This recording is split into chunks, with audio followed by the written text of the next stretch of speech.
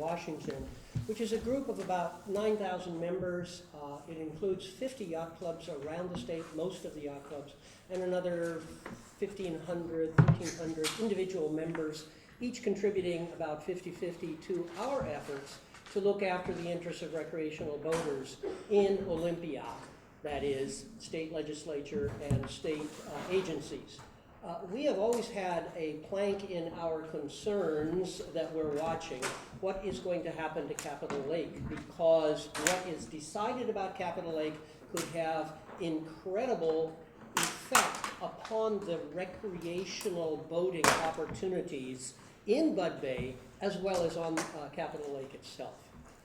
I'm sorry that Paul Thorpe, our president, couldn't be here for other meetings. I think we've mentioned here that there are about 229,000 registered boats in Washington state. It's a very large economic factor, which we'll get into. 95% of those boats are under 26 feet, therefore trailerable boats that can come to Olympia easily enough if they had interesting things to do here. Many of the recreational boats find Olympia to be a great destination. My own yacht club is coming here in July for a rendezvous. But in terms of economics, there's about 17,000 boating-related jobs, so this is a major economic factor.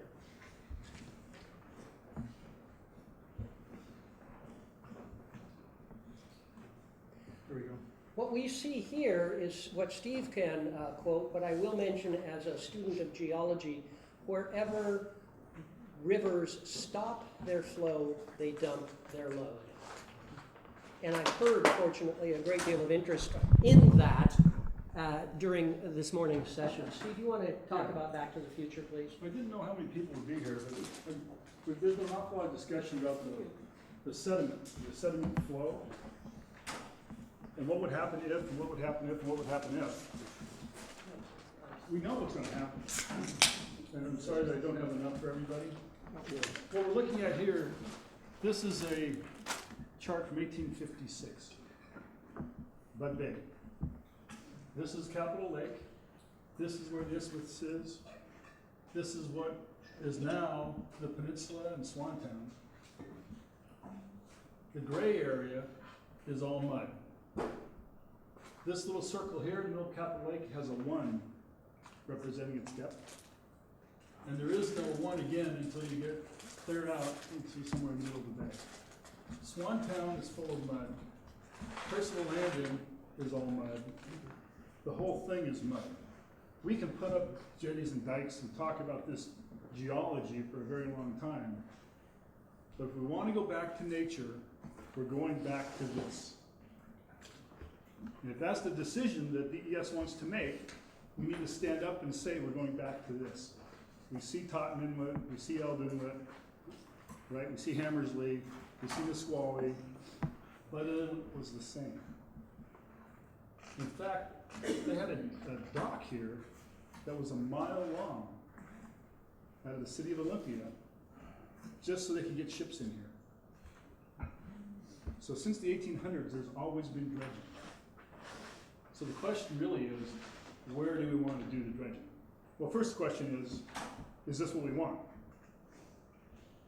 If that's not what we want, the second question is, we're going to have to do some dredging. Where are we going to do it? Here or here? What's the scale on those numbers? Is that fathoms or I'm going to expect these are fathoms. This is an old nautical chart. So 1 equals 6 feet. Okay.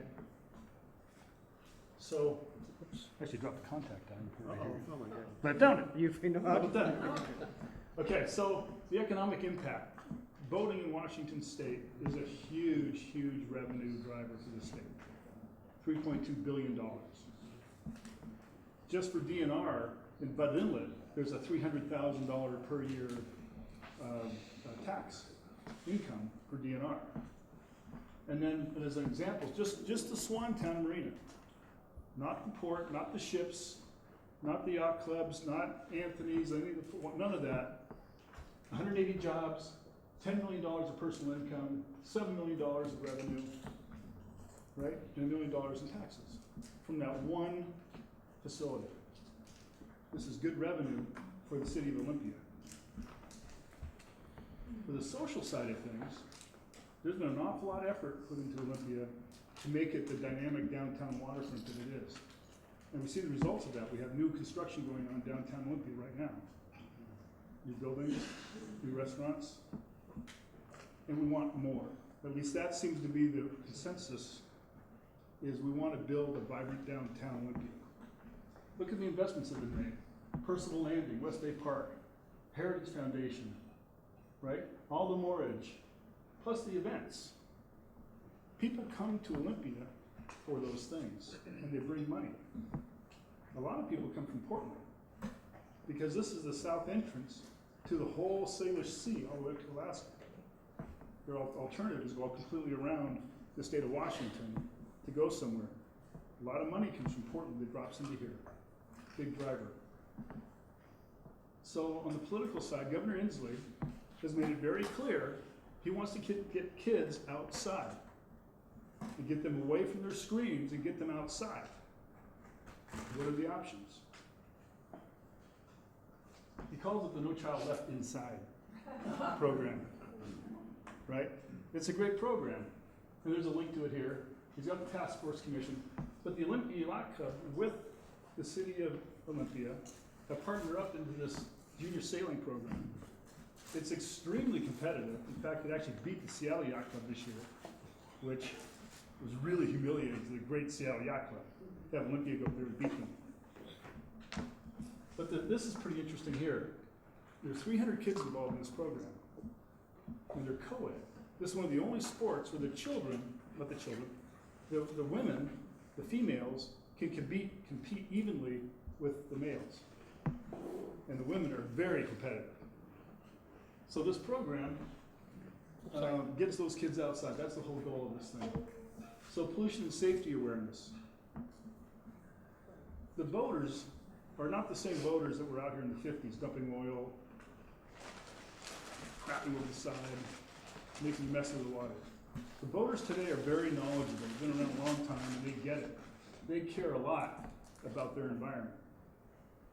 Me personally, I spent $4,500 last year putting in a whole new holding tank system in my boat to make sure I had enough capacity to keep that waste and use the facilities that have been presented for us for the pump outs. It's a different group of people.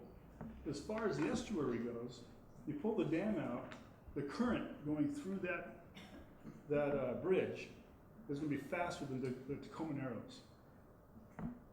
Very high-speed waterway going through there as that current goes in and out twice a day. Kayakers aren't going in there. Little sailboats aren't going in there. People aren't going to be walking around in that environment. It's going to be extremely dangerous with that level of mud in an urban environment. So I did get a chance to change these fonts, but we've got the 4th Avenue Bridge, the I-5 Bridge, the railroad trestles, and as far as a recreational boater association, RBA, that kind of risk is just unacceptable. To think we're going to have that kind of an environment in the middle of the city and have kids out there trying to float their boats is going to cause a lot of problems. We really have two options. When it all kind of boils down to this thing, we're going to make the assumption that the first option, the first slide, that we're not going to go back to all mud. I think we can make that assumption. I don't know how DES is going to address that. But I'm going to make the assumption with these slides that we're not going to go back to all mud. That the sediment management is going to have to be dealt with. So option one, open the dam, and this is what it looks like. These are real pictures. There's not a whole lot of real fun things happening out here. People aren't sitting alongside the water having lunch in that kind of a muddy environment. Okay?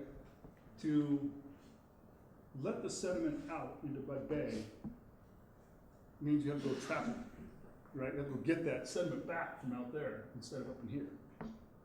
When the Olympia Yacht Club did theirs, 9 different agencies were involved in it because it was outside the lake, plus a tribe. It took over 3 years just to get that one permit to dredge a very small little area. If that has to happen every few years, the paperwork and the costs will be up through the roof. As opposed to having a very systematic, single agency responsible for it. It's unclear as well how the various maritime industries or locations outside Bud Inlet would have any finances available to do dredging.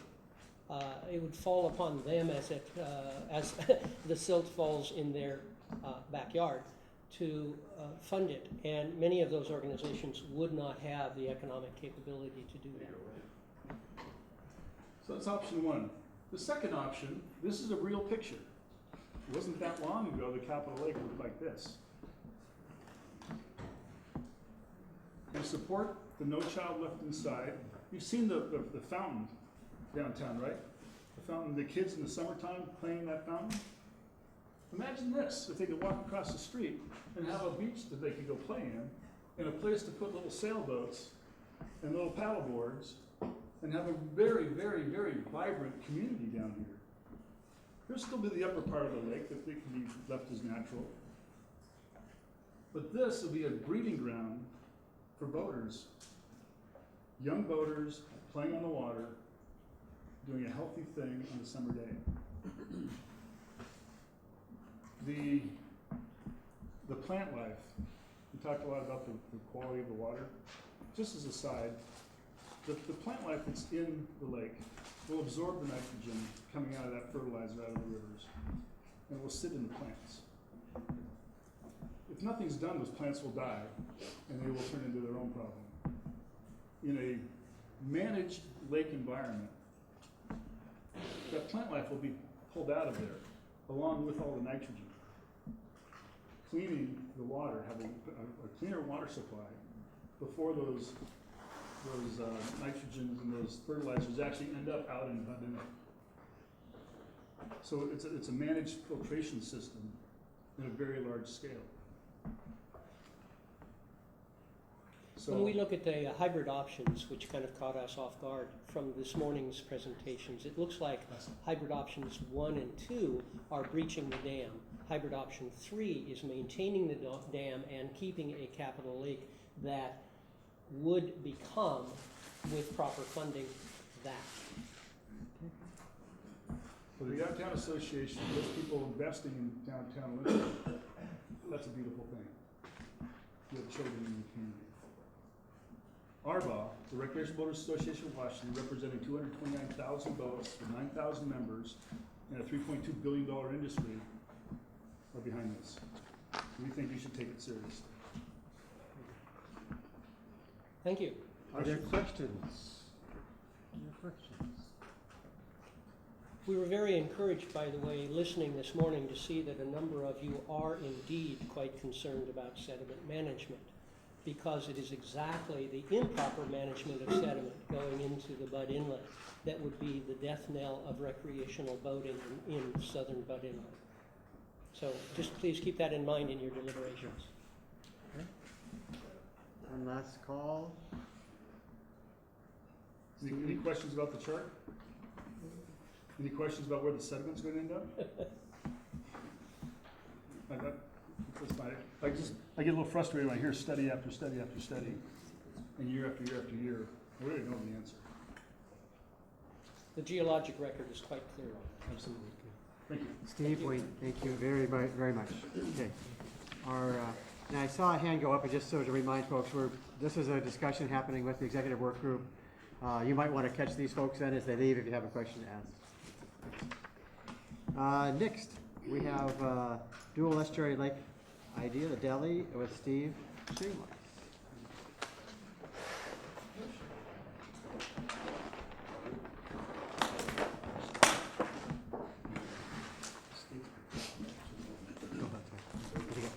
Did you have an extra?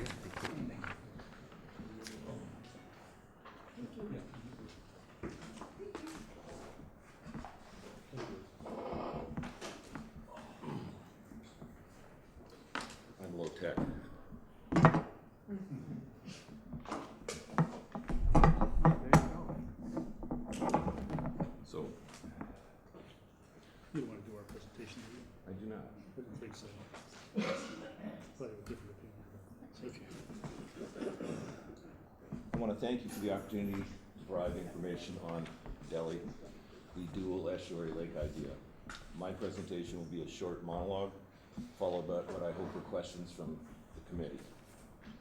And with Delhi, what I would do is eliminate the Fifth Avenue Dam and build a new elevated roadway, beneath which there would be an opening about 500 feet wide.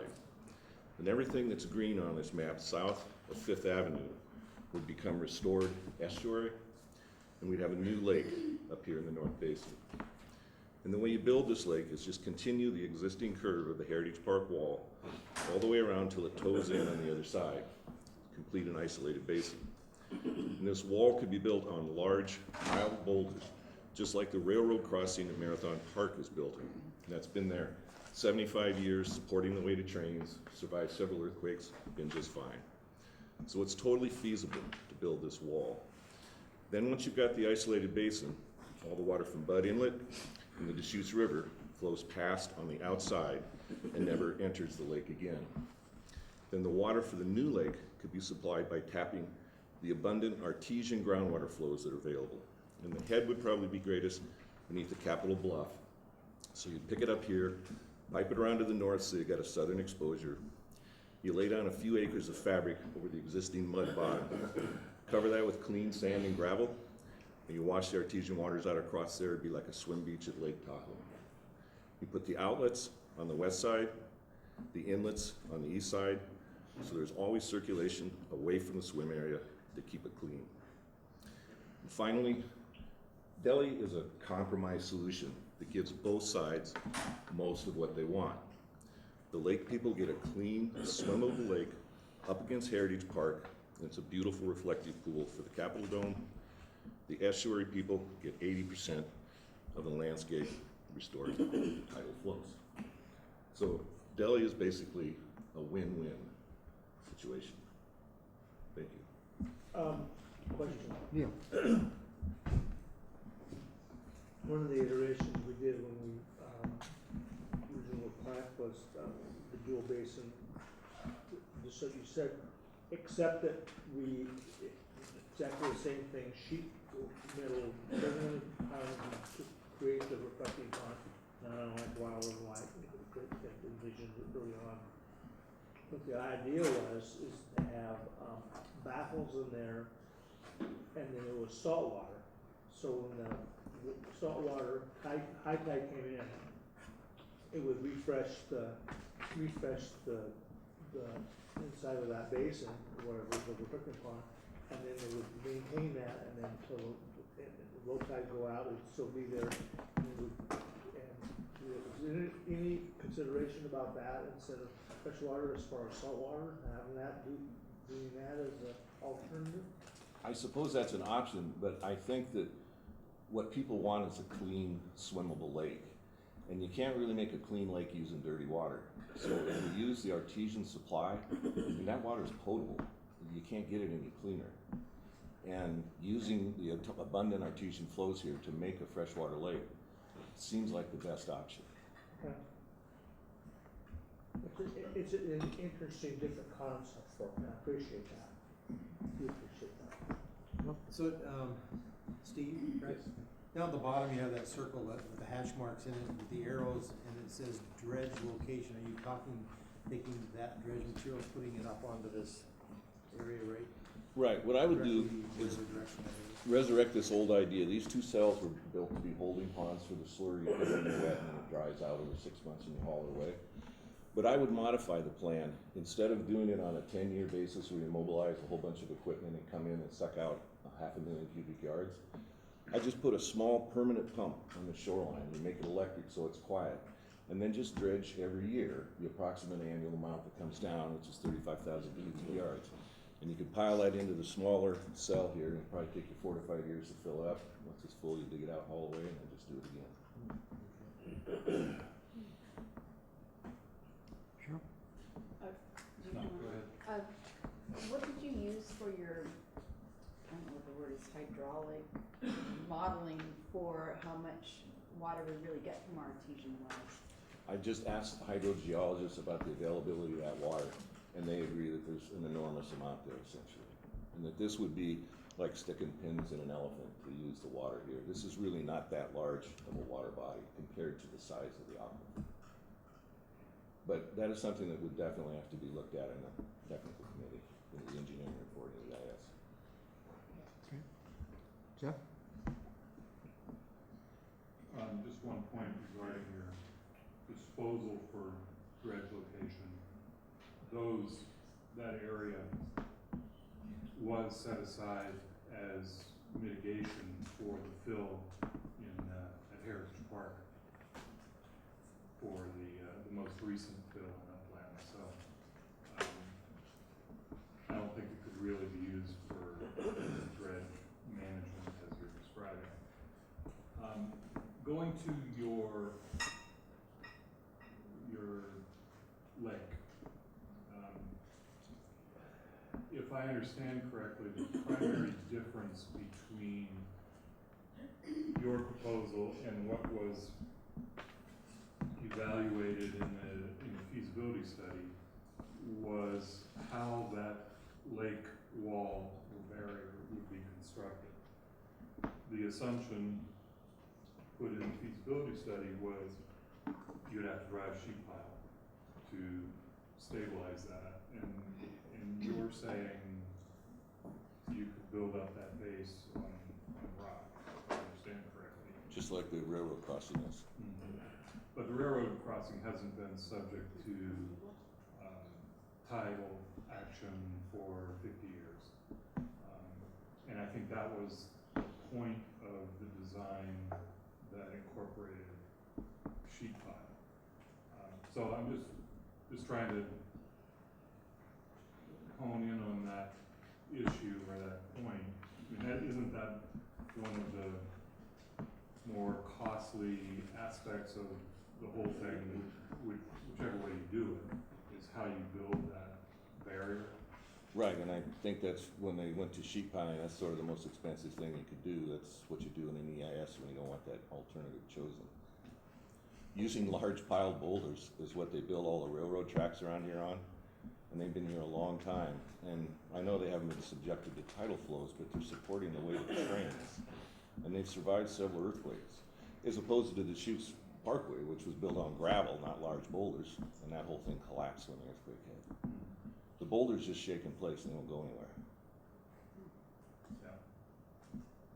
So I'm thinking, I'm not an engineer. I'm just reflecting what they said, what the engineers said, and well, the engineers, they just summarily dismissed the idea that you could even build a wall out there out of rock, even though there's already one built at Marathon Park that supports a train, and it's been there for 75 years. It seemed, and the engineers that I talked to, they said, well, yeah, of course it's feasible to build a rock wall around there. It's not that difficult. So would this be an earthen berm between two? No, you just, riprap wall? you know what ocean jetties look like, the large rocks? That's what it would be. And you could scale the size down as you got towards the top till you end up with a gravel walkway, just like at the Heritage Park. And on the inside edge, you put an impervious barrier sandwiched between two layers of silt. You put down a foot of silt, put down the fabric, and bury it with a foot of silt. And then it's And so impervious. that keeps the Fresh water in and the salt water out. and the salt water out. How do you, the problem we heard about earlier today was the growth of the algae in the fresh water. How do you address that in this, have you thought about that at all? Yeah. Using the potable water would probably be the best thing you could do to reduce the amount of algae that would be in the lake. And the water supply would be on valves, so you could increase it or decrease it as you wanted to. So if you began to have an algae problem in the lake, you could just open the valves up more and flush the water through.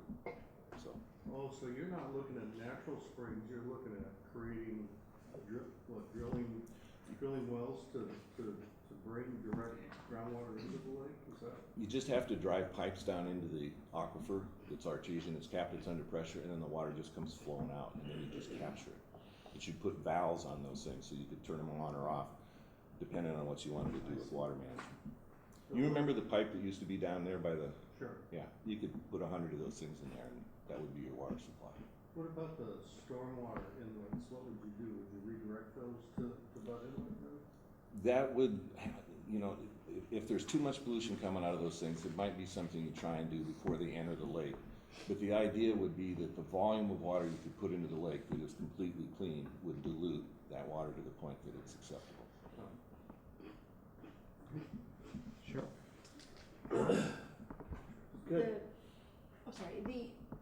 One of the more attractive reasons for me looking at these hybrid options is considering sea level rise and how to protect our downtown, and to be able to kind of piggyback on, you know, maintaining this reflecting pond, but also having like a seawall Yes. on the one side to, you know, at least protect that part of downtown.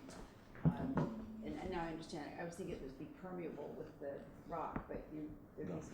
So it's just something, just wanna put that out there that Well, we're looking at. in this, the way it is now is the Heritage Park wall is the flood wall for downtown. Right. But if you built the west half of that circle, then that side would become the new flood wall.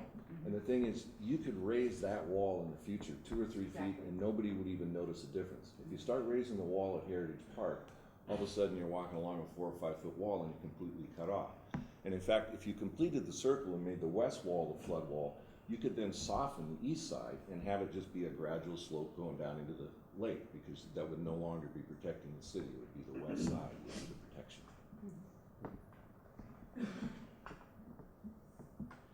Are there other questions? Oh, I'm just gonna ask it, what's a tidal generator? For our viewing audience, I kinda know. That's just an accessory that I threw in there. Anytime you have strong currents, the opportunity to generate pollution-free energy is always there. And there are actually, in Europe, there are engineering firms that specialize in generators for estuary situations. The big thing about it is that they're partially exposed on low tides, so they have to be built to withstand things like freezing and stuff like that. But the option is there. We have many constriction points, especially at Marathon Park. There's gonna be a lot of water rushing through there, so it's an enormous amount of energy. And tidal generation is a growing thing, and I think it's something that should be looked at here. But it is just an accessory to the idea.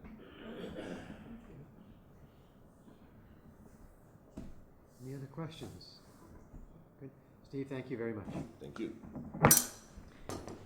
Next we have Sue, and I should know how to pronounce your last name, and I don't. Patnud, and Dave Peeler from the DIRT group, and on the importance of dam removal and estuary restoration, best available science.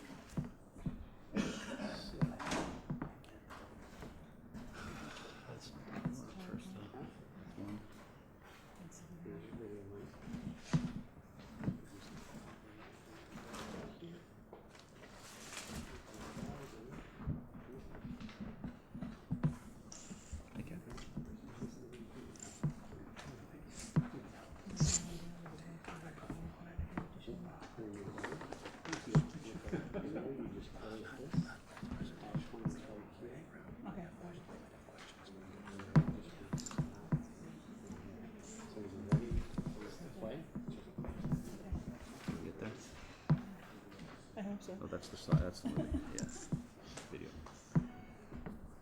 Welcome. Should I wait for till 12:40 to start? No, we're ahead of schedule. Take it away. Okay, well, thanks a lot. First of all, just thank you for all this hard work you're doing. This is like the second, third process that this trying to figure out what to do with Capitol Lake has brought us. I'm Sue Patnud. I'm the Executive Director of Deschutes Estuary Restoration Team, and this is Dave Peeler. I'm the chair of the board of the Deschutes Estuary Restoration Team, and apologize if we forgot to send you some little short bios that you could read like you did for some of the other folks. I'm retired from the Department of Ecology. I worked there for 33 years. Spent several years as a water quality program manager and also special assistant to the director. I worked on water quality standards, NPDES permits, non-point source, TMDLs, you name it, the whole gamut of on watershed restoration, I should add that, as well as working on monitoring, so for Puget Sound recovery. And I am a former state employee as well. I was the regional director for Fish and Wildlife for Region 6, and I was also on CLAMP from 2002 through 2008. And so I have a lot of history with this issue, and we're going to actually present a 20-minute video, so you can eat and sit back. No sleeping, no sleeping. And no popcorn. And it is on estuary restoration, and it is actually, we call it taking the long view, because we believe we need to be looking at more than just what's going on right now for this generation. We need to be looking at the future of our kids and our grandkids and our great-grandkids, in my case, to figure out our legacy. What are we going to leave them, in the future? So we're coming at it from that perspective, and we are very much in favor of a full estuary restoration. Okay, I'm going to try to do this here. Let's hope it starts. Ready? It's right over the plate. But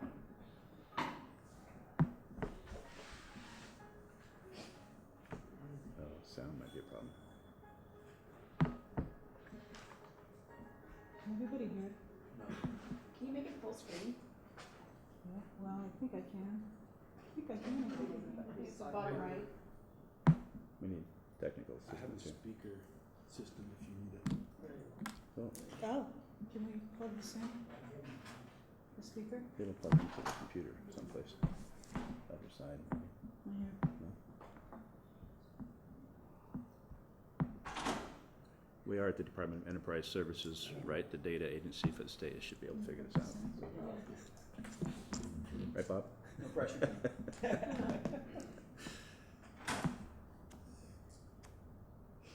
Start over.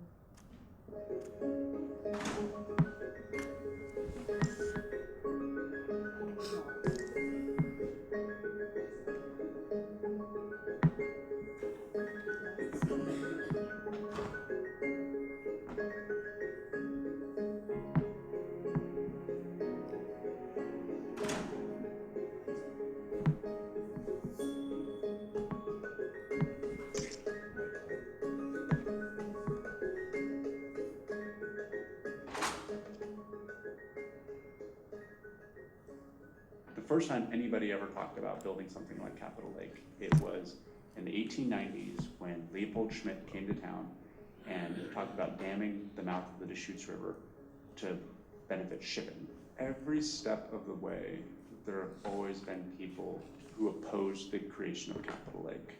And for 60 years, from the original time that it was thought up to when it was finally built in 1951, the people who opposed the creation of the lake, they stopped the lake from being built.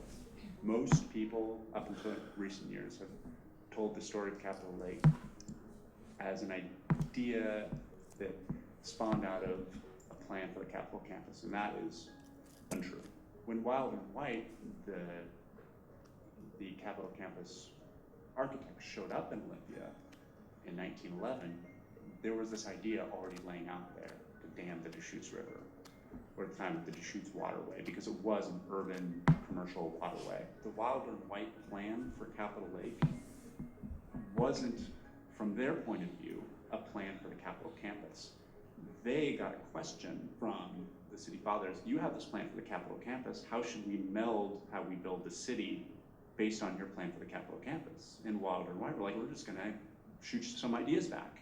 And in those ideas, in this letter that is often cited as how Wild and White talked about Capitol Lake, it was simply a list of ideas for the city to consider growing. Doc Carline and those guys took that idea back and said, okay, we're gonna do this. And this was in 1915. Tumwater went bananas. They thought this was a horrendous idea. I mean, one of the headlines in the papers at the time is damming Deschutes Estuary vigorously opposed. We are members of the Medicine Creek Nation. Our people signed a treaty in 1854 with the federal government. In this treaty, it stated for as long as the rivers run, the grass grows, the sun rises, that we would be able to fish and harvest in our usual and custom area. The Deschutes area, the Stichas, is one of our ancient areas. One of our ancestors, Johnny and Mary Scallopine, were one of the last known of our tribal people that had a smokehouse right where the Olympia Brewery is. And this area was very important for harvesting the salmon. It was a social part of the tribal life to harvest salmon, and everybody would have these songs that could be sung to honor the gift of the salmon. The salmon for the area of the Stichas people was very important.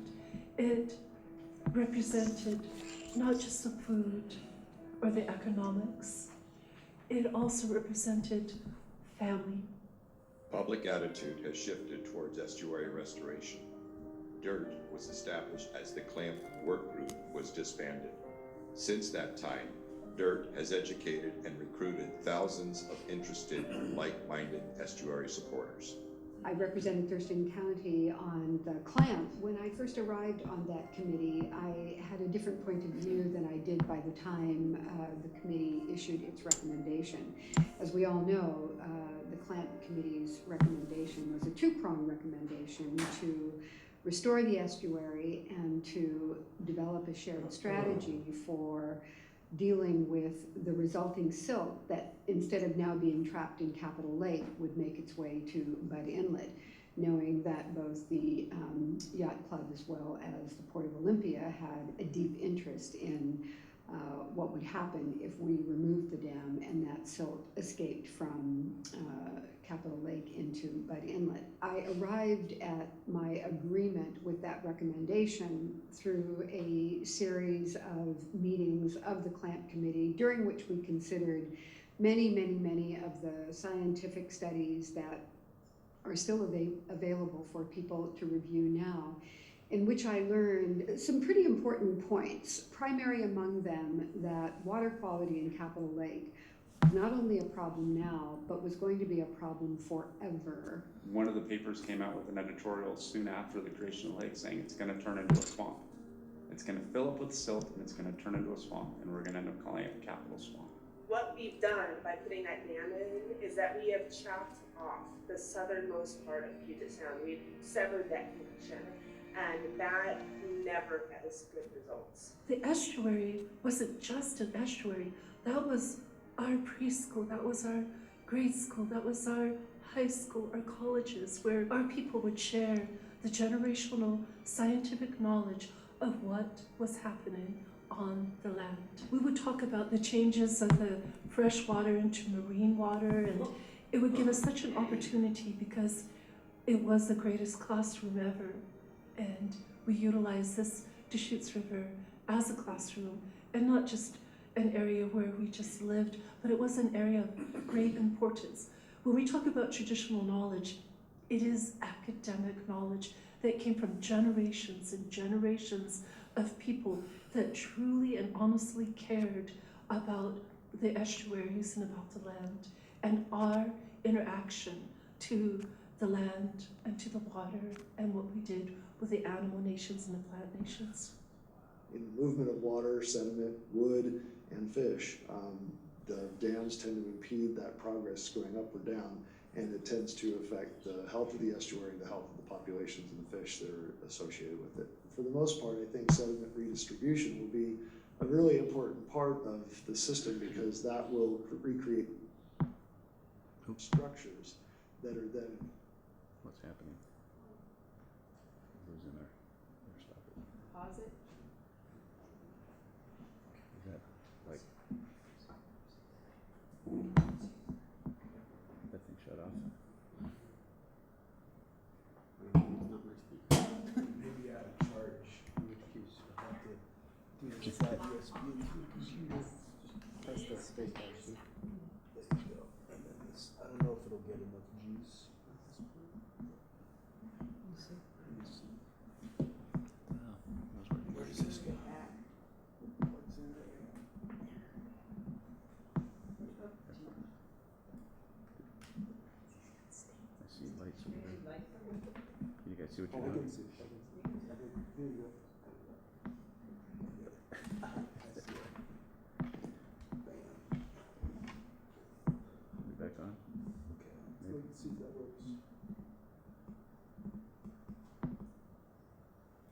dams tend to impede that progress going up and down. Thank you. And it tends to affect the health of the estuary, the health of the populations of the fish that are associated with it. For the most part, I think sediment redistribution will be a really important part of the system because that will recreate the marshes, the mud flats, the other structures that are then important for the salmon. We need to be looking at the watershed as a whole system, the river, the estuary, Puget Sound, the ocean beyond that, and we need to make it whole again. One of the biggest challenges for tumwater is the water quality on the Deschutes. And it isn't the main stem Deschutes that runs through our community, but it's the water quality downstream, in the lake, in Bud Bay. We have dissolved oxygen problems, we have temperature problems.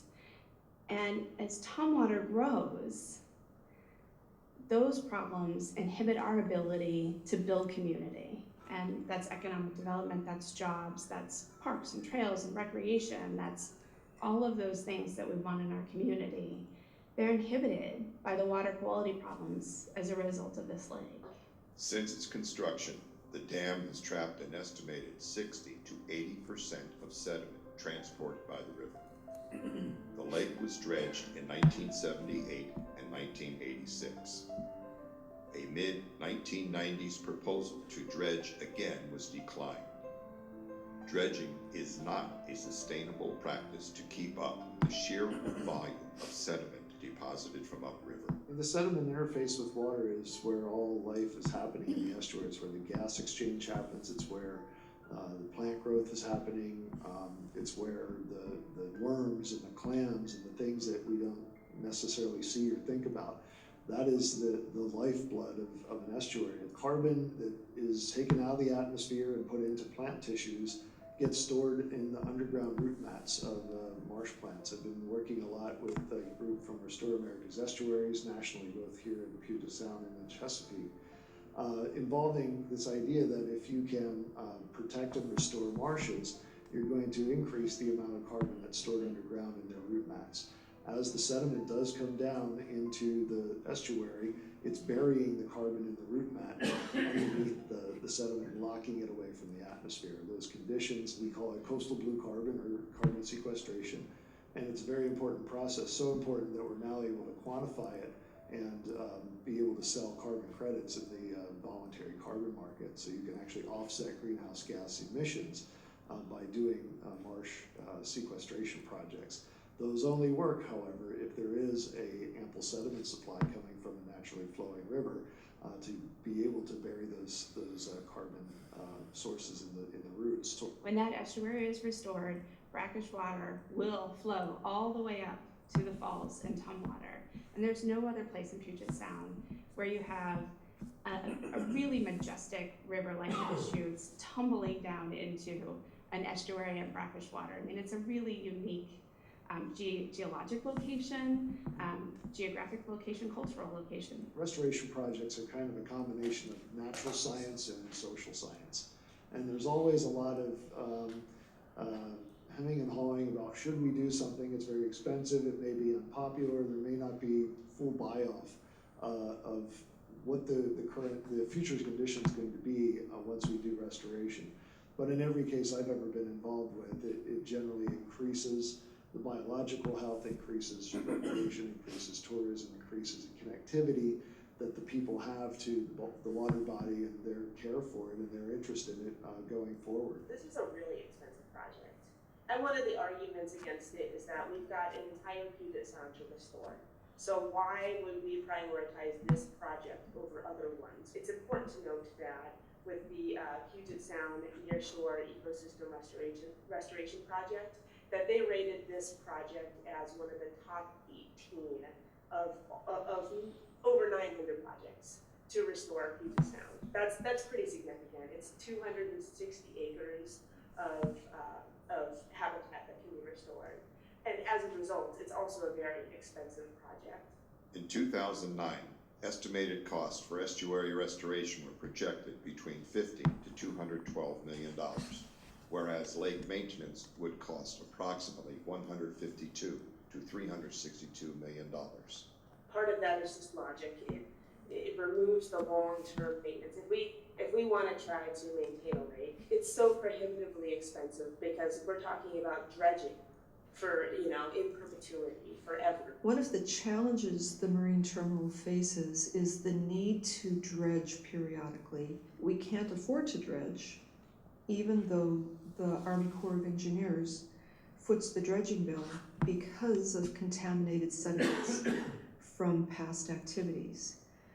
We have to pay millions of dollars to dispose of the sediments. Also, when dredging activities take place, the contaminants in the sediment are distributed throughout the water column, and that's not good for the local environment. So there are costs economically and there are costs environmentally. Taking care of the Deschutes watershed and Bud Bay is an expensive proposition, mostly to mitigate to what degree we can, the impacts of building a city right at the mouth of the river. I don't know that there's a fiscal upside, but I know that it's, to my mind and to my heart, it's a necessary expense. In most cases, there's a national press around this. The Restore America's Estuaries did a publication a few years ago that for like every dollar spent in doing ecological restoration in estuaries, there's a $7 return in the economic benefit from the restored state. So you got this pool of water that is, breeding invasive species, both plant species and snails and bugs and all this other stuff, and nobody really can do anything in there. You don't see kayaks in there, you don't see people swimming, you don't see people fishing. Let's get that back into, a natural function of an estuary and let people get up there and go fishing, kayaking, and things like that. We all care about the future of this place because when that area is redeveloped, we want it to be a hub of activity. And that hub of activity includes recreation on the Deschutes River. It includes kayaking, it includes swimming. I recently talked to a woman at a meeting over the donation of the Brewhouse Tower, and she mentioned after the meeting, she said, I learned to swim in front of the Brewhouse Tower. I learned how to swim right there at the falls where the river dumps into the estuary. And I hope that one day families will be able to bring their children there and do the same. I'm a very active user, actually, of Capitol Lake, and I would much rather it be a natural system. I wouldn't stop going down there. I wouldn't stop using it. I know the trails would all still be there. There would be more wildlife to see, more natural wildlife, shorebirds. In the case of the Deschutes estuary, the birding community is on board because they see how sick the lake situation is. It's full of invasives and exotics and toxic algae and water quality problems. And when folks come to visit the capital city, when folks come to Tumwater, that's embarrassing. We've got this really majestic, dynamic river in the Deschutes that, comes rolling out of the National Forest and through all of those farmlands and through the center of our community, and it dumps into not Puget Sound, but a really sick lake. A restored estuary would also be a signal to the broader community, to people who want to come play or do business in Olympia, that we can make decisions, we can take care of our water, we can take care of the salmon, moving forward in a progressive direction. We have a lot of partners wanting this to happen. Some of them are municipalities, state, and we just got to make it happen. And I'm all about helping out the businesses and keeping them there, but they have to do their part too. We have opportunities to do better economically, environmentally, and for the community. And those are the port's three primary goals. And a restored estuary provides opportunities for increased recreation and tourism. Maximizing the ecological function of the watershed, restoring water quality in Bud Bay, making it as fertile of a nursery for salmon and other creatures in the estuary as we can get to, is an obligation as a person who lives in the community and on the earth. I think it's about moving forward as a community to continue to evolve as a city and as infrastructure as best practices change. I don't think that walls of concrete are the best practice anymore. We've gotten smart in our experience, and it's gonna cost some money to reset and move forward in a way that's kinder to all of the other creatures on the earth. We get so many visitors from out of the area to come to the farmers market because it's such a beautiful location. And so many of the local people that I've talked with would love to be able to do more things down in the marine area. So in the long term, if we could open up that area for people to use in more ways to enjoy the natural environment, if a restored Deschutes flow could bring back the salmon runs locally, and we could have people interacting with nature in a richer and healthier way, I think that's a beautiful vision for our area. When they built a park around it, it became a cesspool-like swimming beach that never really served its purpose. And as soon as the late 1960s, they had commissions and boards and task force to try to solve the Capitol Lake problem. And they kept on issuing reports and studying and coming together all the way through the 60s and 70s and 80s. They're trying to force something on a body of water that just doesn't fit. And my vision of the future is that if we just let it be what it needs to be, then it can be something useful to the community. We've all made mistakes in our lives, and communities have made mistakes, and other communities have been able to reverse those mistakes. And I think it takes a lot of courage to acknowledge that we've made those mistakes. But I see an opportunity to restore this estuary and create a whole generation of South Sound residents who never knew or never saw that mistake. I believe I speak for all members of the committee when I say it has been deeply disappointing to all of us that at the end of that very lengthy multi-year process with many people doing lots of work, we made that recommendation to Department of Enterprise Services, at that time, General Administration. And virtually nothing has happened since we made that recommendation in 2009. And here we are, 7 or now almost 8 years later, with no action being taken. Last year, DES contracted with the Ruckelshaus Center out of Seattle to do what they refer to as key informant interviews. What I said to the Ruckelshaus Center last year was, we've gone long beyond the time of inaction. It's time for this community to take action. And I lay that primarily at the feet of the City of Olympia and the State of Washington. Our value system isn't about the dollars. The value system is about having the quality of life.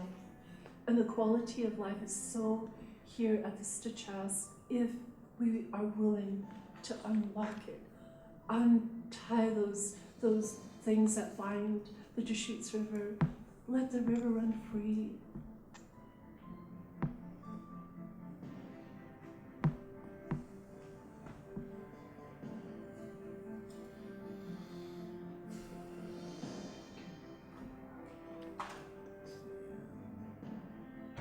Credits.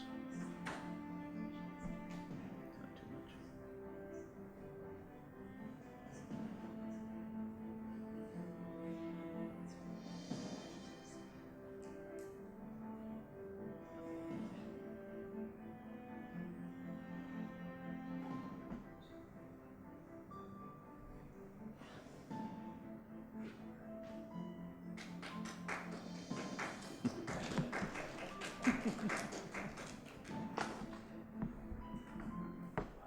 Stop it there.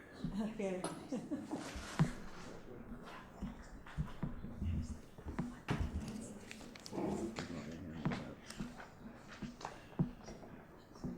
Close this. And close that. Handout, I don't know. They didn't already have our handout, did they, Paul? Okay. Which side? Oh, maybe. And then I just hit the arrows, right? Okay, good. Well, just,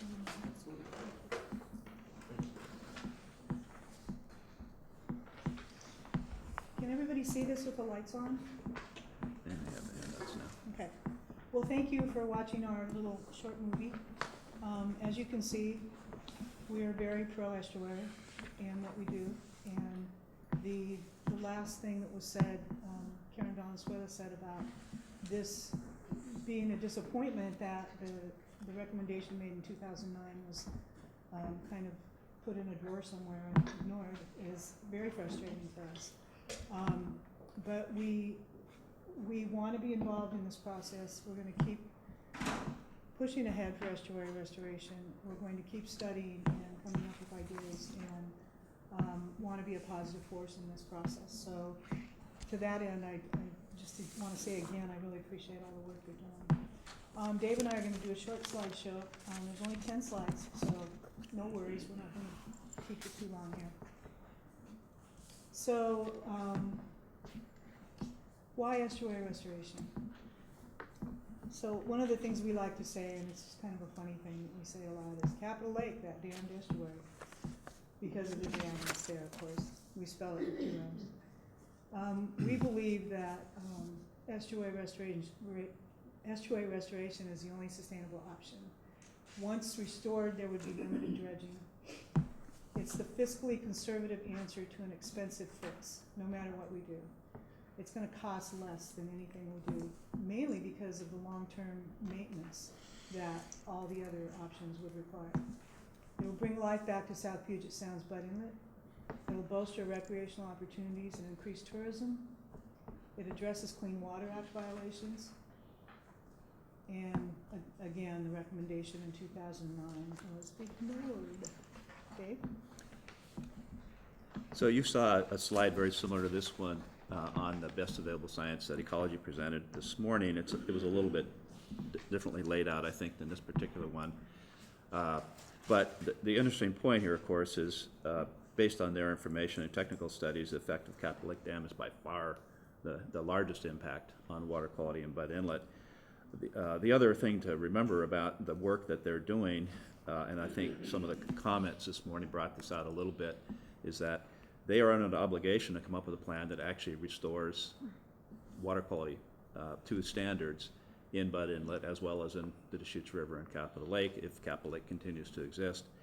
And it's going to be very hard to do that without removing the dam. In fact, probably impossible based on the information you're looking at right here on this slide. The other side of that is, as was pointed out this morning, those external human sources plus the Bud Inlet wastewater treatment plants are the primary sort of point sources that Ecology has a direct handle on, and those are the point sources which discharge most of them directly or indirectly to Puget Sound or Bud Inlet. We're going to have to reduce their nutrient inputs into the Puget Sound by huge quantities, and maybe 100% reduction if the dam is left in place. So that will affect, as was stated this morning, wastewater treatment plants not only here in Bud Inlet, but farther north. Next slide. Best available science, you had a good discussion on that this morning. You also saw in our video that we talked about the blue carbon analysis, and that's something we think could be looked at here, maybe as a part of your EIS process to sort of look at what that benefits might be gotten through that towards carbon reduction for environmental purposes outside of just water quality in Bud Inlet, but also, since we're concerned about climate change, what's going on there. In the Pisner report, which was referred to in the video as well, for habitat restoration around Puget Sound, one of the things they mentioned was that there would be huge reduction in habitat for invasive species, of which there are currently 9 in the lake. You heard this morning about the independent peer review of Ecology's work, so that has actually happened. It's not something that needs to happen in the future. You heard about the Deschutes Estuary feasibility study, but in looking at, say, the technical reports that are in your own list here that Floyd Snyder prepared, you can look at that list and see that the studies go back really to the 1960s and 70s. So there's been continual look at this issue, various scientific studies over that time, and they've all pretty much come up with the same issues. So it's not like something's really changed during that time period. It's just gotten worse. And then I already talked about the impact on lot, but the Ecology also had that sheet on understanding the scientific process, and I think, was that part of this morning's handout? I think maybe it was. Yeah. If it's not, it's available on Ecology's website. They published it primarily so people can understand how they go about doing their work and what it means for the TMDLs and the water quality restoration work that they're undertaking right here in this area. So to that end, one of the questions we have is, will this committee depend on independent peer-reviewed science or Dr. Milne's opinions? And one of the things that we get concerned about was in Dr. Milne's presentation in May, he actually stated that he could have it backwards and somebody ought to check it, and we agree with that. And maybe maybe Clipper should pay to have EPA conduct an independent technical review of Dr. Milne's work. Until then, we believe his work is only an opinion that he has. Water samples that Dr. Milne claims make Capitol Lake the cleanest lake in Thurston County actually came from the river. They didn't come from the still warm waters of the sediment reservoir, where waters reach 70+ degrees in the summer and early fall. High oxygen levels in the sediment reservoir are present during peak growth time for invasive plants. And at the base of the falls where the water is roiling, you're going to have high oxygen levels. It makes sense because the water's being turned up. But as soon as those plants die and sink to the bottom and algae starts growing, oxygen is depleted rapidly. And as you learned this morning from ecology, that the bottom layer tends to deplete the oxygen in the system. Carbon is then released into the atmosphere, and we're going to hand out a little handout on coastal blue carbon for everyone.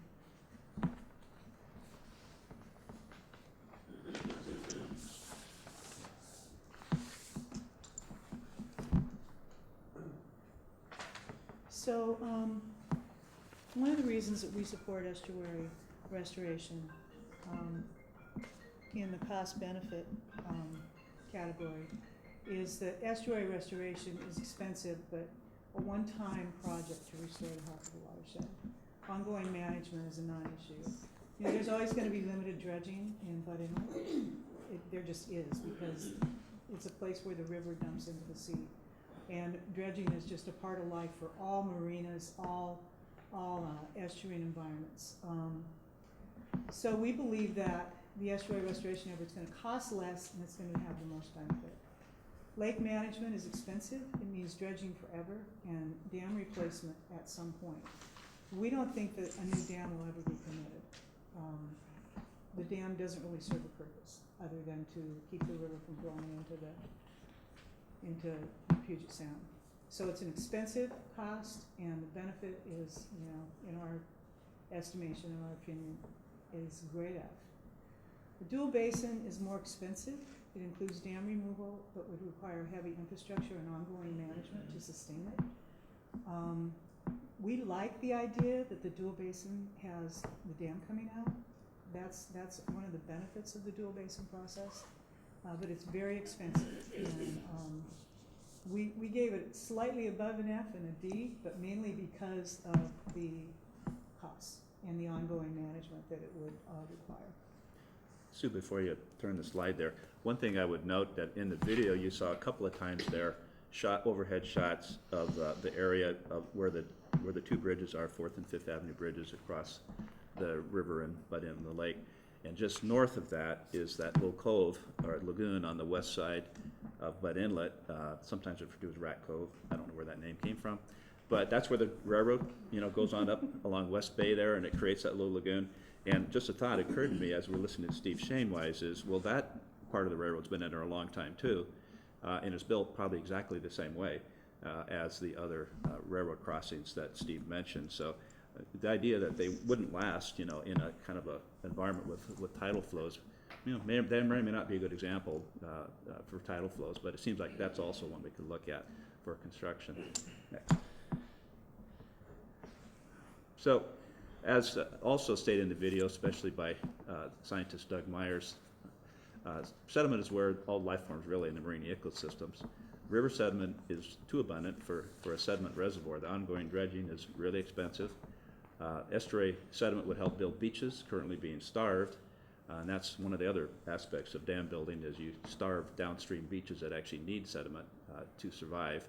Productive estuaries need sediment to build the food web, which is really the web of life in marine waters. Carbon sequestration can happen in estuary sediments, and dam removal and long-term sediment management strategies obviously needed. So we're not against certainly putting together, thinking about different options for sediment management with dam removal and thinking about the most efficient and effective way to deal with that over the long haul after initial construction takes place. So the point here is changing the conversation a little bit around sediment, because everything that has been said so far has put sediment in the light of being bad. You know, we need to figure it out, we need to manage it, we need to put it over here, we need to put it over there. And sediment is actually a life-giving substance. It's the beginning of the food web. And we need to change that way of thinking about what sediment is and how it benefits us. Without it, we don't exist. So also a point about salmon in this area.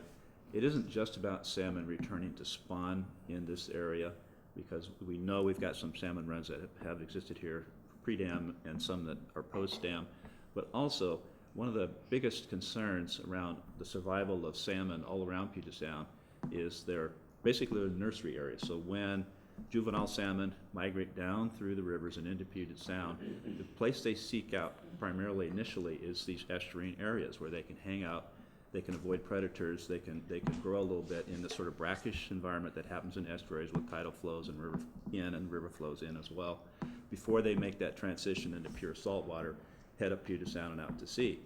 What we see in the studies that have been done is that when you look at this particular slide, the use of the South Sound area for juvenile salmonid is, the salmons come from all over Puget Sound to come down here and use this area. So we've taken away a huge habitat area that's needed by them, and it's one reason why we have such dismal failure on returns from salmon that utilize the South Sound area. We've just removed a huge portion of the habitat necessary for their survival in that transition into the marine waters. I mentioned the Pisner project. It was also mentioned during the video.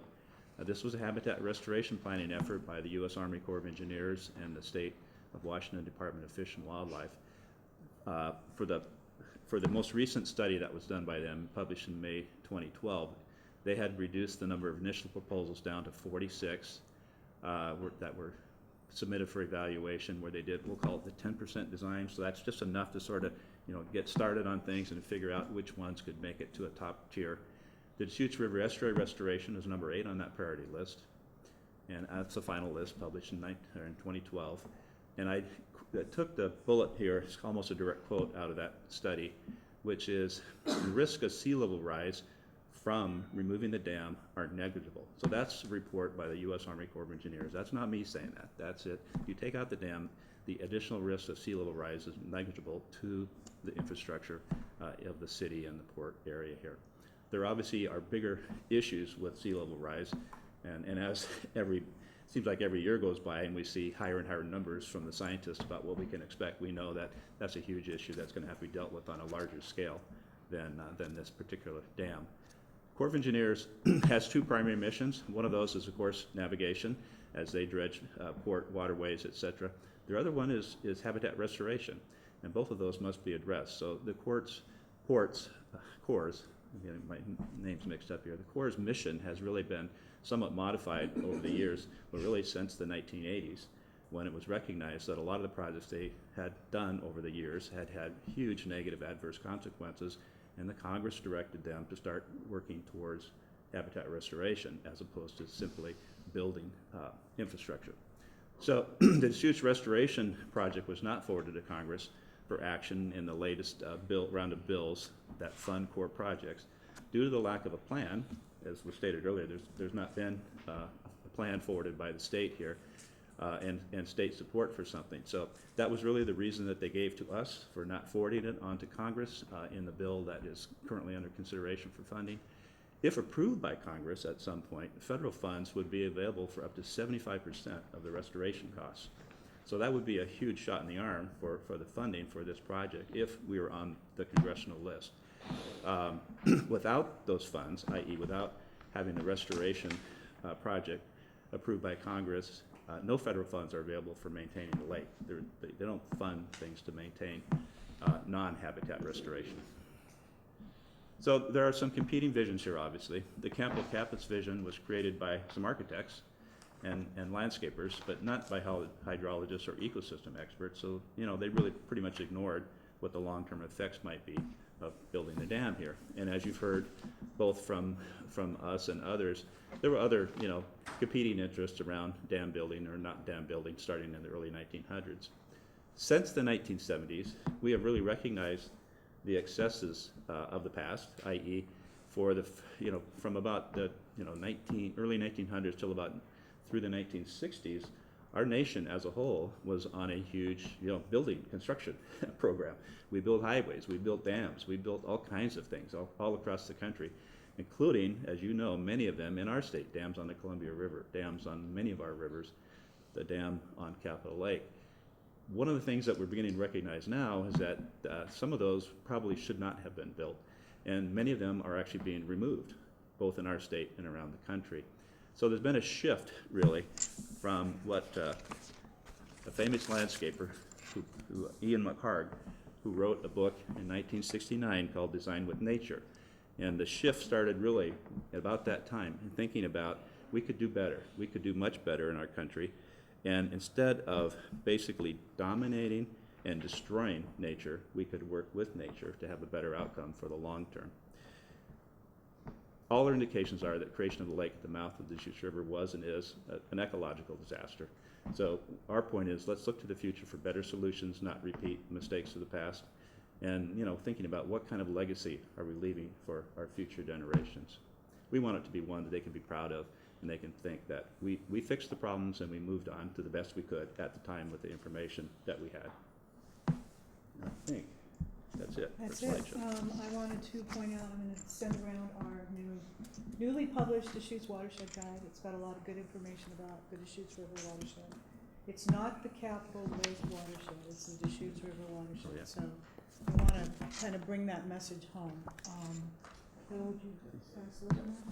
And then also, I'm sending around this coastal blue carbon. It's a one-pager, so that'll give you some more information on what Doug Myers was talking about Kathy, in the video another one. about carbon sequestration in saltwater wetlands and marshes.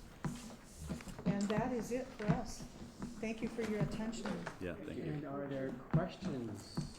Anything you'd like to pursue? Ask about Bill. The video that you showed, is that on YouTube or where would we? That's on Vimeo, and I will send everyone a link. And I'm going to send it. Actually, Carrie already has it. There she is. And it'll be, I assume, on the website as well.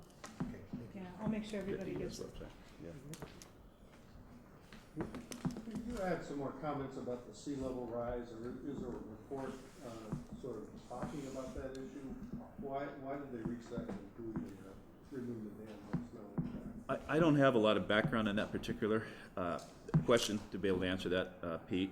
I think, you know, that's something we could ask the folks who are involved in that to maybe give us a little bit more background on that from Fish and Wildlife, from the Corps. The report itself, which understandably deals with 46 projects, so it only has, you know, a few pages for each one in the final report that was submitted. You know, it's a summary type report. So I'm hoping, you know, that we can find some more detailed information behind it, but I don't have it at my fingertips. I saw that in there it was, to me, somewhat unexpected to see that in their report, so I used it. Yeah.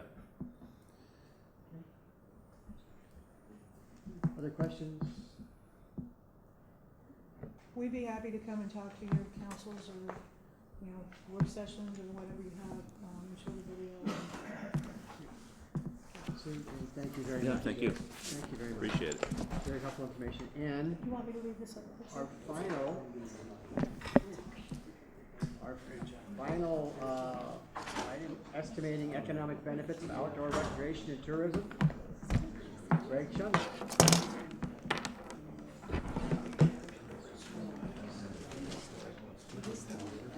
Yep. Yep.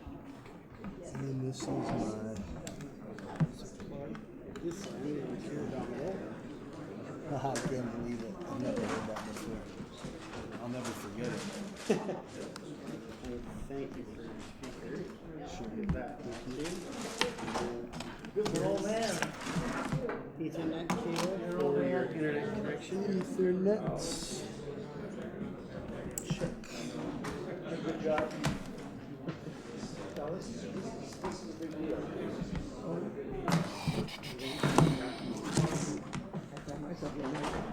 Huh? I find myself yeah. No problem.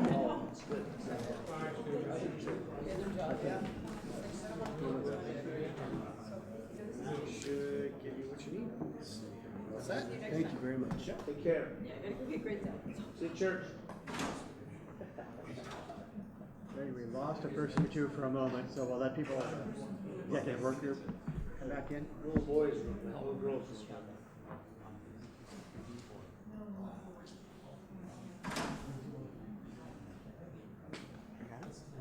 Actually, got one. Greg Schindler. So you're gonna. So I play soccer too. I'm trying to drive up to Seattle to see the. So a bunch of us carpooling, but I guess they basically shut Seattle down. So we're gonna take the. I'm gonna try to get through all my stuff. After that. No, I figure people can talk to me later if they just really want to. Yeah. So you can And I will, to get up there by. so I'll give you it's hard time when you kind of 5 minutes or stay here. Okay. Great. Thank you. Got home, but I left at 5:30 in the morning to get up there and take care of what I needed to and get back. It may be helpful to get the lights actually. Put them down again? Yeah, just to strengthen the contrast.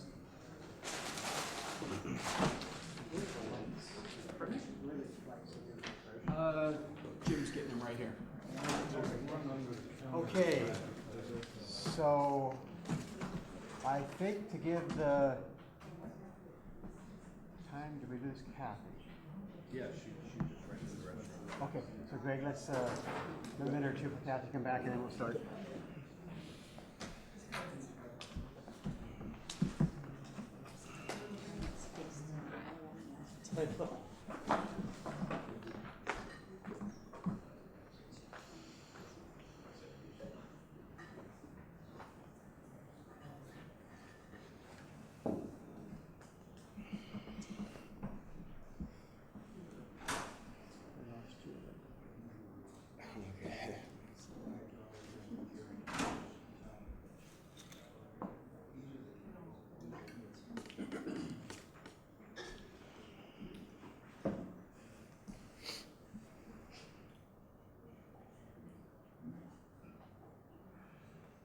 We actually were ahead of schedule, so Don't say that. huh? Don't say that. Well, we're gonna end at 2. You never know.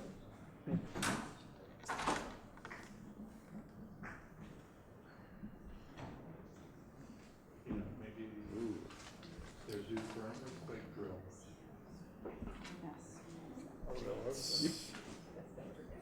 You've not seen me manage it with quick drill. What we do is we reconvene.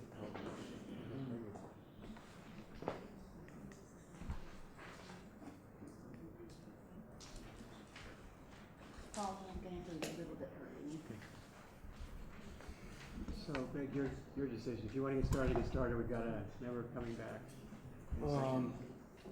Sure, I can get started. So thank you very much for having me. This is, has been a really amazing experience in participatory democracy, and to be able to be here and present this information means a lot to me. I've been working on this research for the better part of a year, basically for free. DIRT was able to get me some funding for the maps and the guide that you have there, but other than that, this has been a labor of love for me. So first question, why should anyone here listen to me? Well, I went to Princeton University. I majored in ecology and neuroscience, and then I got a master's at the University of Washington in GIS. The upper left-hand picture is me with Governor Inslee. I was invited to the governor's mansion because I was the co-author for the economic analysis of outdoor recreation in Washington State. That was a $90,000 study funded by the legislature. To the left of it, you'll see the state park study, which was a $40,000 study. So the information I'm going to present is $130,000 worth of state taxpayer-funded science. Now, originally in the provisos, this may not have been considered science, but what we have available to us today, the quality of the data, around social benefits has improved greatly since 2009. So I would hope that the committee understands the context of this data and applies it accordingly. I've also been lucky enough to be invited on Canoe Journey. That's the upper right-hand picture, me towing the Duwamish Raven canoe into the beach at the Hoh River. And that was the paddle to Quinault. I've also worked in the energy finance industry. Actually, my old boss from Energy Capital was just published as being one of the main contributors to Donald Trump. So I'm glad I live in Washington State now. So I come here representing the millennials. The slideshow I'm about to show you has had 4,000 hits over the past year. These are people through social media. This is part of what is changing about politics. We know Bernie Sanders was propelled a lot because of that. So I just want you to know that I speak for the millennials and the future generations when I'm here. The Canoe Journey, as you know, is coming to the Port of Olympia, is very graciously hosting that event, and the theme is Don't Forget the Water, very fittingly. So no matter what happens, this is going to be expensive. Who's going to pay for it? Now right here, this is an inventory of all the basin's restoration budgets in Oregon. And you can see, all you need to know is that the pie graphs have many pieces. And they're state pieces, federal pieces, tribal pieces, local pieces. Usually citizen groups in the local is the smallest slice of these pies. So the design of this project and the design of the long-term management situation is completely central to how much money we want to infuse into our local economy. This is a huge opportunity to catch to tens to hundreds of millions of dollars of funding. As we know, ELWA was $324 million, which was mostly funded through a congressional appropriation. So if we pay attention to federal goals, which include estuary restoration, salmon restoration, if we pay attention to state goals such as estuary restoration and outdoor recreation, then we will likely be able to sell this to the outsiders who are going to give us their money. So hopefully we can use the data in this presentation to do that. Also, if we are speaking about tourism, we want to very much talk about what people want. Who are our customers for tourism?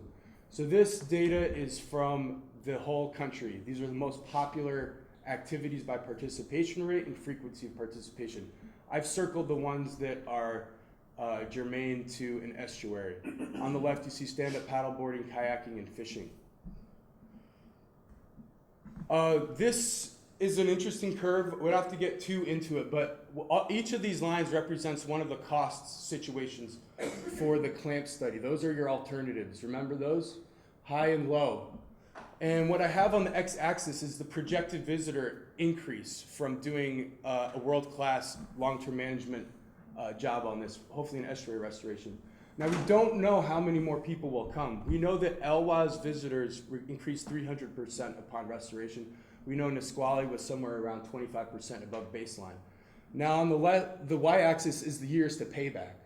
So you can see, even if we increase our tourism about 5%, which seems to be the growth rate since the last time they did the study, they just released the study, by the way, we can see that these investments will pay for themselves for 35 years or less, which last time I checked is a normal payback period for an infrastructure investment, road, highway, whatever.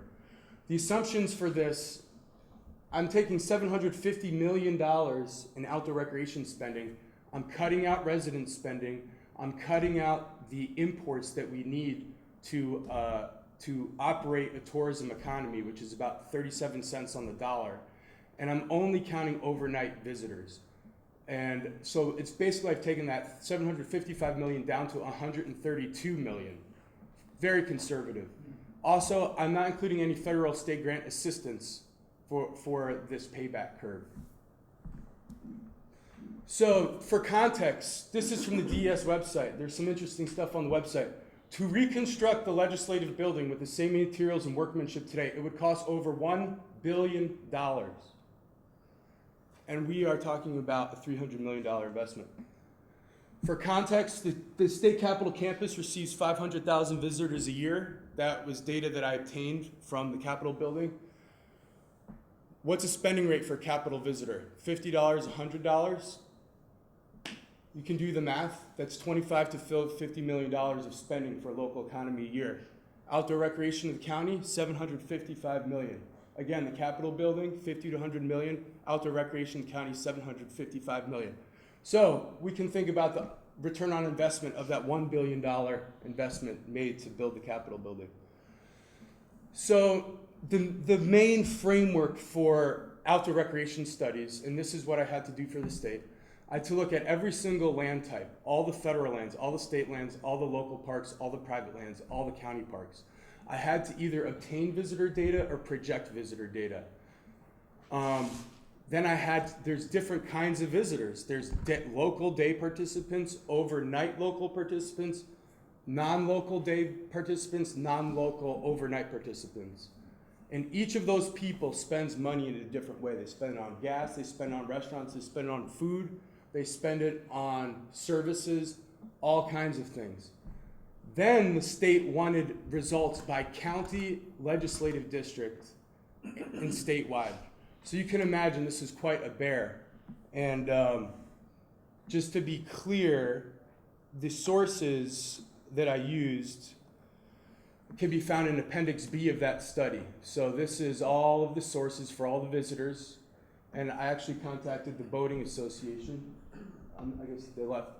And the main literature list, which goes on for quite a few pages. So please do look at the study and the methodology, and please scrutinize it. It was ultimately validated by all the people who contributed data to the study. So very simply, takeaway points. Restoration is a tourism draw. We have evidence to support that. Olympia and Thurston County are underperforming in tourism. The Deschutes Estuary is an underutilized asset for tourism. We know that, there's no boats on it. Number 4, tourism improves the return on investment analysis. You've already seen that model. So again, how do we sell this to all the people who are going to invest in it and all the people who are involved? This is a multi-jurisdictional issue, and that's part of the difficulty of passing the hot potato. Fortunately, it's a really delicious potato, and we should put it down on the table. Now, so this is Washington State's outdoor recreation economy is mid-ranking when you compare it to other states, when scale to resident population compared to other states. It is one of 2 states with no state tourism promotion budget. That was disbanded in 2011 with the economic downturn. That's why Governor Inslee commissioned this study, and the legislature was interested in funding it. The Puget Sound is the strongest common tourism asset for legislative districts that border it. Capitol Estuary would be a strong symbol for tribe relations and Washington state values. Thurston County's per capita outdoor recreation employment is the lowest quintile for all Washington counties. Food, beverage, accommodation, and retails are among the largest employers in this county. Actually, the #1 private sector employment after state and local government is food services and accommodations. 30% of the county is living low income or poverty. These are people my generation. The city of Olympia is one of the worst performing Pacific Northwest cities in terms of tourism expenditures, despite having a winter season from colleges and the legislature. One of the hardest things about a tourism economy is filling in your off season. We have that covered. We have a weak summer tourism economy within 2 hours of 2 major Northwest cities and 2 national parks. Now, when you really look around the world to try to find a comparable for this situation, which I've tried to do, you find out this is really unique. To have an estuary within 5 to 10 minutes of walking downtown is something very, very unique. And for visitors and tourism, it's all about being unique. That's how you get visitors from outside your area. Importing, spending is the same as exporting goods to make money. It's the same difference. So fortunately, what we say to the state is, well, look at your state budget. 50% of it is from sales tax. So anything that we can do as a state to increase sales happening in the state, especially from visitors, will affect their bottom line positively. We know tourism is going up in Washington, Oregon. We know it's also going up in Olympia. Again, this is the evidence for the mid-tier. This is outdoor recreation consumer expenditures divided by the resident population. We are a yellow color, which is mid-tier. So this helps you find the, quote, hot spots for outdoor recreation in the country. So blue and green and dark green, look at Alaska, Hawaii, Montana, Idaho, Maine, Vermont, West Virginia, South Carolina. This map shows the tourism budget divided by the resident population. So this shows who's really trying to promote tourism in their state. We are one of 2 red states here. That's 0, us and Connecticut. You can see our neighbors, beautiful British Columbia, Alberta, Montana, Idaho. They are investing to try to capture that market. Now, this is the study that I did. The economic contribution for outdoor recreation is $21.6 billion in the state of Washington. Now, because all of the legislative districts have the same population, it goes without saying the legislative districts around the Puget Sound are very small. And the legislative districts far away from it are very large to capture the same amount of population. I think it's 180,000 people, don't quote me directly, but it's somewhere around there. And what you see is the outdoor recreation spending on the Puget Sound is weaker than the places that have national parks in those larger districts. The common outdoor recreational asset for all these legislative districts is the Puget Sound. So the objective is Puget Sound health. How do we help orcas and whale watching? How do we help fishing? How do we help swimming and clean water, water quality? Seems to me starting the state capital is a good place. So again, the spending is the upper left pie graph. The idea is outdoor recreation affects a lot of sectors. Almost gasoline, food, services, insurance, lawyers, everything, the state. Everybody's involved with outdoor recreation. It's never been quantified as a sector before because it is so diverse. Now, if you look at the activities that attract the most spending, this is the lower left. This is all on the internet. I apologize for the quality of this image. Wildlife viewing photography is that big, large bar on the left. Motorized boating is the next one. Bicycle riding, then picnicking and barbecuing. Right there on the right, the dashed lines are participant days, and the green is expenditures. So participant days is your local parks. Obviously, people go there, they walk their dog, they're running around, but they're not spending a lot of money, right? The expenditures are what people are spending money on. And look at public waters. It's huge. It's actually more than all the federal lands combined. All the national parks, all the BLM lands, Corps of Engineers, and national forests in spending. So again, here's your participant days on the left and your expenditures by sector. Again, very diverse. These are all the numbers if you want to check the assumptions for the spending rates for each of the activities and the visitor data that we got from each of these entities. Again, that's the data if you want to see it. Now, this one's important. I called the Elwha district for the national park. You can do the same. You can also call them the Squally, and you say, what historical visitor data do you have? And you can look at the before and after of estuary restoration. Look at Elwha, 300% increase. Now, if we assume a per day expenditures, $53, pretty modest, then we can say that's $16 million a year of increased consumer spending in that part of the state. Same thing we can do it in the Squally. Now, some people say, well, there's just a honeymoon period and then it's over. Well, that's interesting. With Nisqually, we see that effect. Where is baseline going to be? Hard to say. The cool thing about estuaries and restoration is they're dynamic tourism assets. They're changing. They're not like the castle at Disney World and Mickey Mouse that never change. They change year to year, season to season, day to day. They're so interesting to watch. You've been there once, you want to go back and see what happens to it. That's how we sell it to the state. How do we sell it to the county? Well, it looks like we have, we're the lowest quintile of outdoor recreation employment, as you can see from the map on the left. That's the jobs divided by the resident population. And the poverty and low income rate is the upper right, hovering at 30%. The unemployment rate is on the lower right at around 8%. So again, in Thurston County, what is our outdoor recreation economy made up of in terms of dollars? Dollars to dollars. Events is the biggest, fishing's next, motorized boating is after that, and so on. The ones that are circled are the ones that would be positively affected by an estuary restoration. Now, interestingly, if you compare the results from this study to the study for the Port of Olympia, which, to be fair, the Port of Olympia has done a lot to help the outdoor recreation economy and the tourism economy. the farmers market, the beautification of the downtown waterfront, and I think it could do even more. But basically, the economic contribution of outdoor recreation in Thurston County and the Port of Olympia's mandate is economic development on the county level. Outdoor recreation is twice the economic contribution to Port Olympia, more employment, and 3 times as much in tax collections, because again, you have sales tax and a very regressive tax structure in this state. To be fair, the Port of Olympia jobs do pay more than the outdoor recreation jobs, but as pure numbers, it's more jobs. So we actually look at those jobs and the wages of those jobs since 2002. And it's my understanding the Port of Olympia wages average are in the black dots, but let's not talk about the port. Let's talk about the 2 lowest ones: retail, trade, and accommodation food services.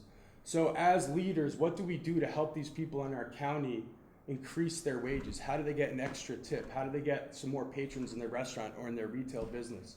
We need more people downtown who come from outside the area.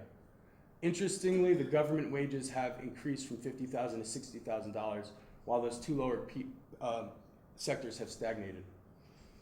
That table on the right shows that the top 2 employment sectors for outdoor recreation economy statewide are food and beverage places and retail stores.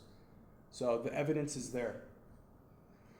Now, if you want to look at the jobs in Thurston County, left is the growth rate and right is the total number of jobs. Again, the number 1 private sector employment in the county is food services and drinking places after state and local government. All the green ones circled have to do with outdoor recreation. They're not really experiencing a lot of growth, but they do represent a lot of our populace. Okay, so that's the county. So we've sold it to the county. Now, how do we sell it to the city? Well, we have all the elements of a thriving tourism destination awaiting the estuary, which fits in with who we are. Evergreen State College, the capital. We're between 2 tribal nations. This was a meeting place where even Chief Seattle came. This is our past, this is our future, this is who we are today.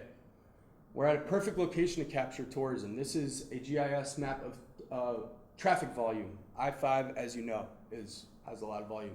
Interestingly, you can't have a better billboard than boats on Capitol Lake that you can see from I-5.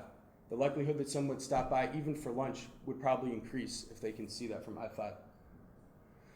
Now, if you look at the cities and compare the cities' tourism economies, and these are all Googleable, you can Google every single city, and above, the top one is gross, and the one below is controlled for resident population, because it is not fair to compare a small city with a big city.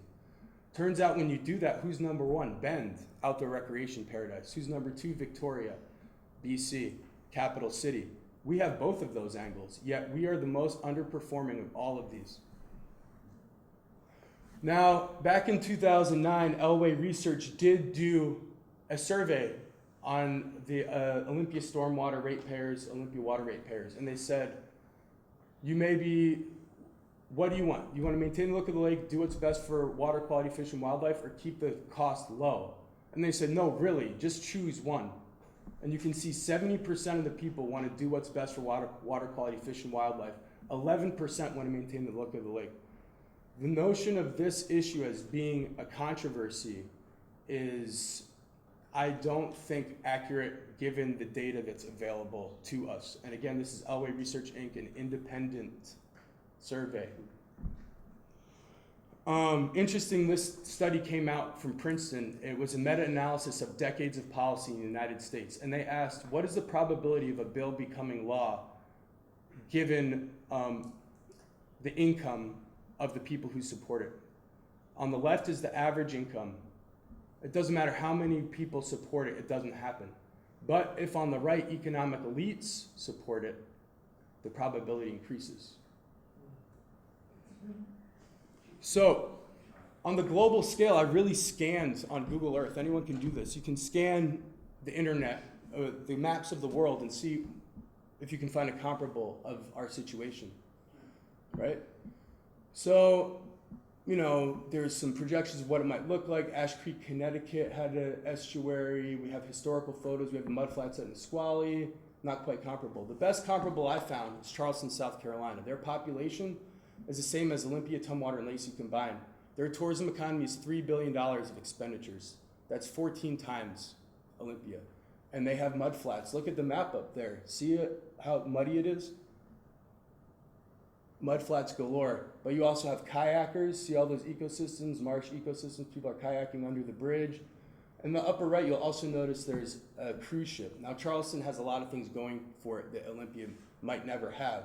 But that's a mudflat city with an estuary, and it's doing fantastically. Now, if you go around the world, some of you might be world travelers.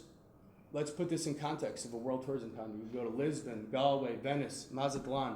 You can look at all these places: Tampa, Fort Myers, Hampton, Cowichan, Ventura, Seal Beach, Augusta, Costa Mesa, Astoria, Florence, Eureka, Morro Bay, Everett, Anacortes, Elwha, Nisqually, Tacoma. Turns out that none of these places really have what we have, which is, again, an estuary 5 to 10 minutes from downtown. Unbelievably unique. Something that we should be jumping up and down over the opportunity to do this and have people pay for most of it. Other people pay for it. But we need to consider their needs. Who are the customers of our tourism economy, and who are the funders of this, and what are their priorities? Estuary restoration is a federal priority. It's a state priority. Salmon health is a state priority. Tourism is a state priority. We need something really unique. Furthermore, people who fly into SeaTac, if they're going to go to the Olympic Peninsula, they normally go over the peninsula. We have over the islands and over the Kitsap. We know that. But now that we have Nisqually and Elwha, we can be a midpoint connection. And the objective is to draw all of these out-of-state, out-of-country visitors through the South Sound, through Olympia, through Mason County, and up that way to the Elwha. So we want to channel that river of tourism spending our way. And there's no better way to do it than restoring the estuary. So, looks like I have a little more time. So, this is going to take a while. And I heard some people express some frustration with that. But there's something we can do like yesterday. We can ask DES to run a permitting process for private boat rental business. Anyone can apply for it. The City of Olympia, private entities, whoever. This is a GIS layer of all the places in the country that have the New Zealand mud snail. You can find it on the internet yourself. There's 3 bodies of water that I know have permanent closures. We're one of them. There's 2 in California. So you can talk to all the experts on New Zealand mud snail all over the country, the feds, all the states. They all agree that, quote, sole purpose gear that is used only at that site is a viable management strategy, okay? And if you go to Lake Quinault, this is what you have. You have a non-permanent structure. It's a little trailer, okay? And that's the office. Here's the article from the Seattle Times, 2014, Lake Quinault open for summertime activities including fishing and boating after a year of closure because of worries of invasive species. That's a tribe and a national park. They're not interested in invasive species. They keep the boats there. You can see them right from the Quinault Lodge. That's the prices people pay. You can surf on the Olympic National Park and Forest website and learn all about it. So we get back to DES, whose purpose is to, quote, to maximize the benefits to the public. State government should be operating in an efficient and effective manner. The Department of Enterprise Services is created to provide centralized leadership in efficiently and cost-effectively managing resources necessary to support the delivery of state government services. The mission of the department is to implement a world-class, customer-focused organization that provides value products and services to government and state residents. You can look, I don't know if you've read the strategic framework or the strategic clarity of Washington Enterprise Services, but innovation is written all into there. The biennium budget, you can see in their documentation, is $33 million. I don't accept that there's not the resources to run this permitting process. And I've offered DS to work for free to help this happen. And I would have to thank CLIPA for telling me that this isn't the only place where the New Zealand mud snail exists. And they would also, last I've talked to them, they would be interested in seeing boats in that lake. And this is a outcome agnostic solution that can happen yesterday. And I think we owe it to all those low wage earners in this place to do it. And if we're gonna have to wait 10 or 20 years for final management decision, we don't have that time to waste this incredibly world unique asset, a 260 acre water body in the middle of a capital city with no boat access. I'm also been talking to the kayaktivist people. If I'm unable to get a hold of the governor's office or DES won't respond, you can expect hundreds of kayaks to descend into Capitol Lake. I don't want to do it. I think we can come up with a better solution. Now, I like this one. Abraham Lincoln. I wore my America shirt today. I like to see man proud of the place in which he lives. I like to see man live so that his place will be proud of him. I like to make art too. This is the new Washington state flag. It's our rivers. We're all connected. We're all 80% water. This is who we are. Don't forget the water. Thank you very much. Great, thank you very much. Are there any questions of Greg before we wrap? Are there any questions? Very much, Rex. Greg, thank you very much. Thank you, Greg. Thank you. So, Jeff, what do you want to do for 10 minutes? So we've concluded. So we're going to adjourn. So we have concluded the last of our presentations. I think we should call it a day. Thank you all very much for those who stayed and for your helpful presentations. Thank you.